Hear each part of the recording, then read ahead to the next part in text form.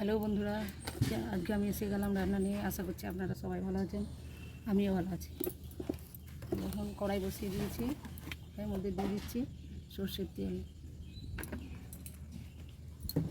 তেলটা একটু গরম হোক।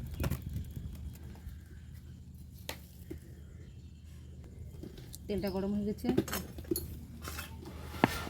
দিয়ে দিচ্ছি দুটো শুকনো লঙ্কা আর একটু জিরে, সামান্য জিরে দিয়ে দিলাম।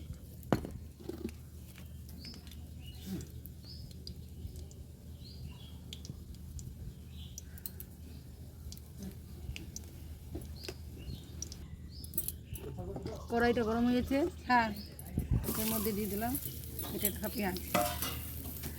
পেঁয়াজ দেখতে ভেজে নিই।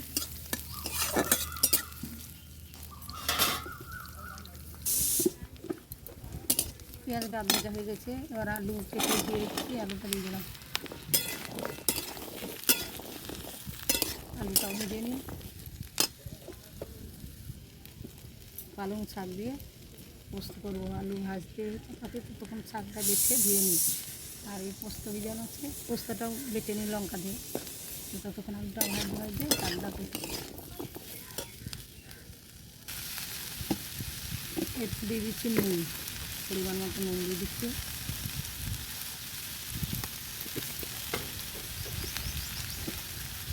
নুন দিয়ে আর একটু ভিজে নিই,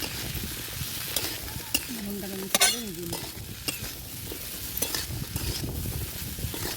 বাইরে প্রচুর হাওয়া দিচ্ছে, আঁচ ফিরে যাচ্ছে, কখনো জ্বলে যাচ্ছে। জল দিয়ে দিলাম।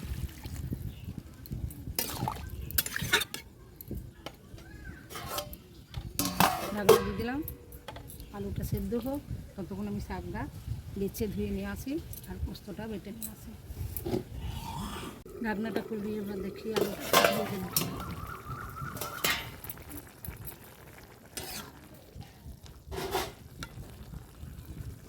আর একটু সেদ্ধ হবে, তার মধ্যে শাকগুলো কেটে ধুয়ে পরিষ্কার করে নিয়েছি, শাকটা দিয়ে দিলাম। পালং শাক একটু দিয়ে দিলাম। এবার ঢাকনা দিয়ে দিই, ভালোভাবে সব সেদ্ধ হয়ে যায়। ঢাকনাটা খুলে দেখি একবার সেদ্ধ হয়েছে কিনা, দেখি এবার আলুগুলো কেমন সেদ্ধ হয়েছে।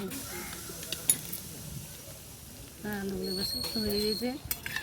এইবার আমি জলটা ঘেট করে নিই, আলুগুলো আর একটু ভালোভাবে ঘেটে নিই, তারপর দেখাচ্ছি।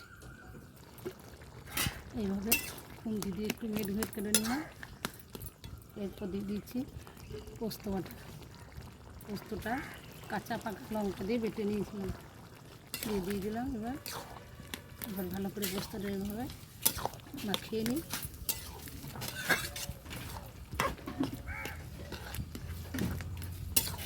এইভাবে আপনারাও পালং শাকের আলু দিয়ে পোস্ত বাড়িতে বানিয়ে খাবেন, খুব সুন্দর। দেখুন কত সুন্দর হয়েছে। এইভাবে আপনারাও বাড়িতে বানিয়ে খাবেন। আমার হয়ে গেলে বানাবো।